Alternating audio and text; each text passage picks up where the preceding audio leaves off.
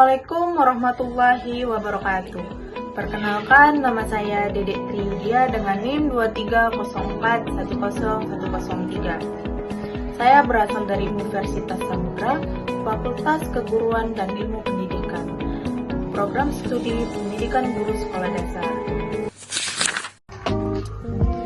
Tujuan saya membuat video ini adalah untuk memenuhi mata kuliah pengembangan pendidikan kewarganegaraan SD, yaitu dengan judul Strategi Pembelajaran Inovatif dan Integratif di Era Budaya Digital. Dunia pendidikan sedang berubah cepat. Budaya digital bukan hanya soal teknologi, tetapi juga cara kita berpikir, belajar, dan berinteraksi.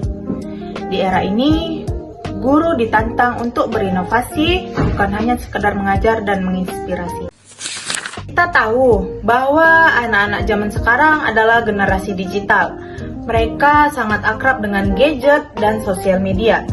Namun, di sisi lain, semangat gotong royong, sopan santun, dan rasa kebangsaan mulai berkurang. Nah, di sini pentingnya strategi pembelajaran inovatif dan integratif agar pendidikan PKN tetap relevan dan menarik di era budaya digital. Strategi pembelajaran inovatif adalah cara mengajar yang kreatif dan memanfaatkan teknologi agar siswa termotivasi. Sedangkan strategi integratif berarti menggabungkan beberapa disiplin ilmu, pengalaman nyata, dan nilai karakter ke dalam pembelajaran. Nah, dalam pembelajaran PKN SD, guru tidak hanya mengajarkan konsep kewarganegaraan saja, tetapi juga menanamkan sikap Pancasila melalui kegiatan yang terhubung dengan dunia digital siswa. Nah, di sini ada beberapa strategi pembelajaran yang inovatif dan integratif. Yang pertama yaitu Project Based Learning atau biasa kita sebut PJBL. PJBL itu sendiri adalah metode di mana siswa diberikan tugas proyek yang bermakna realistis dan berkaitan dengan kehidupan nyata. Metode ini termasuk strategi pembelajaran inovatif karena melibatkan keaktifan dan teknologi serta kolaborasi, bukan hanya sekedar ceramah guru. Di sisi integratifnya, yaitu proyek tersebut menggabungkan berbagai aspek seperti nilai-nilai Pancasila dan kewarganegaraan, menggunakan media digital atau teknologi, kolaborasi antar siswa, dan penerapan nyata di masyarakat atau di sekolah. Contoh pembelajaran PJBL di kelas, seperti membuat kelompok tentang aksi gotong royong di sekolahku.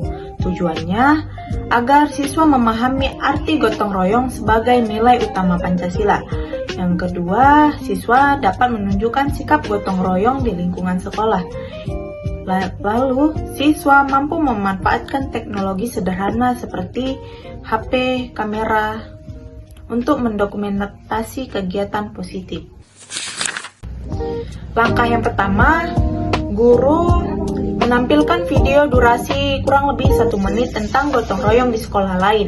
Lalu siswa diajak berdiskusi dan bertanya, contoh gotong royong di sekolah kita itu seperti apa? Selanjutnya, siswa dibagi beberapa kelompok dengan beranggotakan 5 atau 6 orang.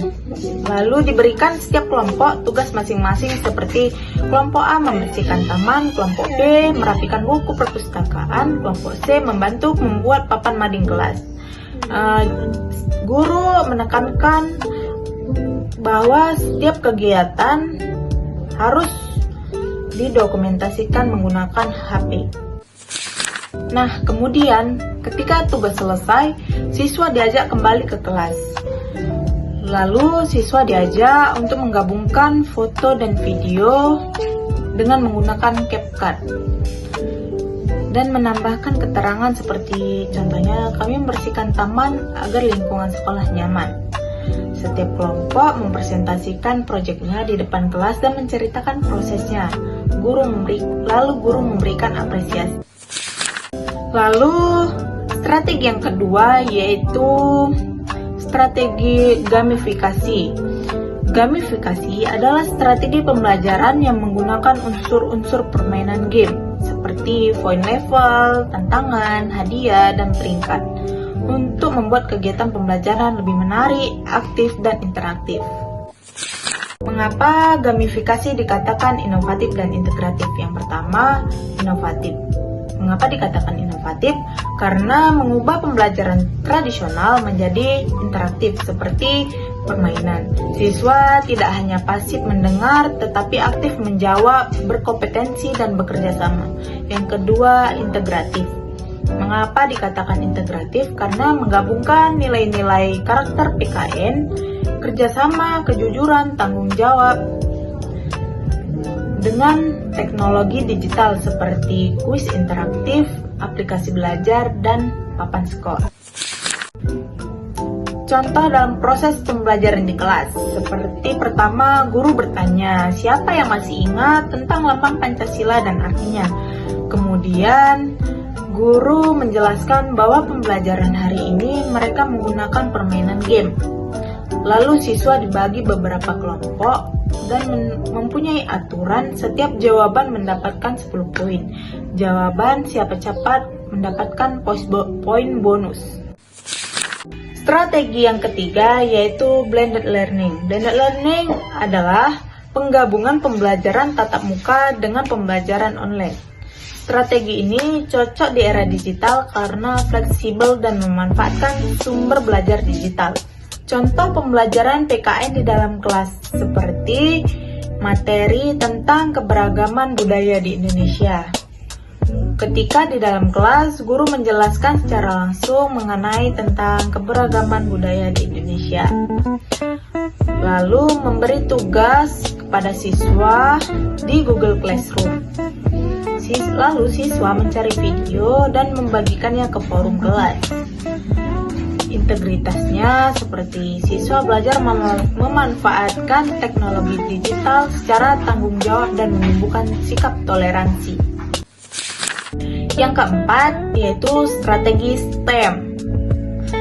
Singkatan dari STEM yaitu Science, Technology, Engineering, Art, dan Matematik.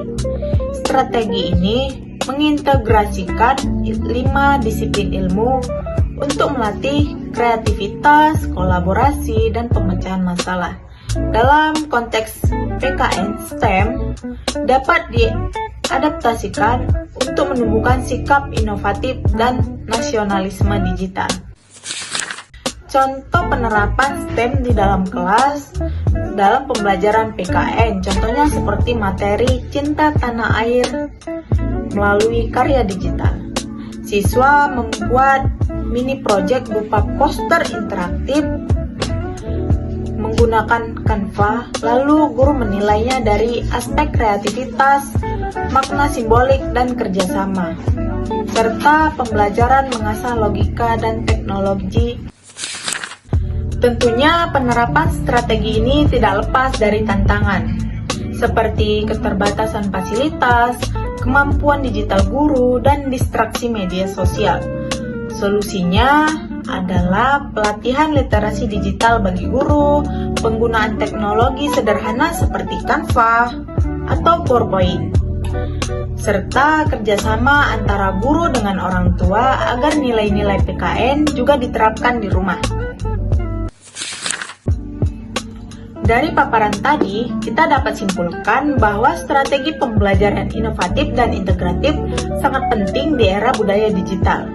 Dengan inovasi, kita membuat pembelajaran lebih menarik. Dengan integrasi, kita menanamkan nilai Pancasila di dunia nyata dan dunia maya. Karena pendidikan karakter tidak boleh tertinggal oleh teknologi. Mari kita sebagai calon guru SD jadikan teknologi sebagai alat untuk membangun karakter bangsa, bukan menggantikannya. Terima kasih.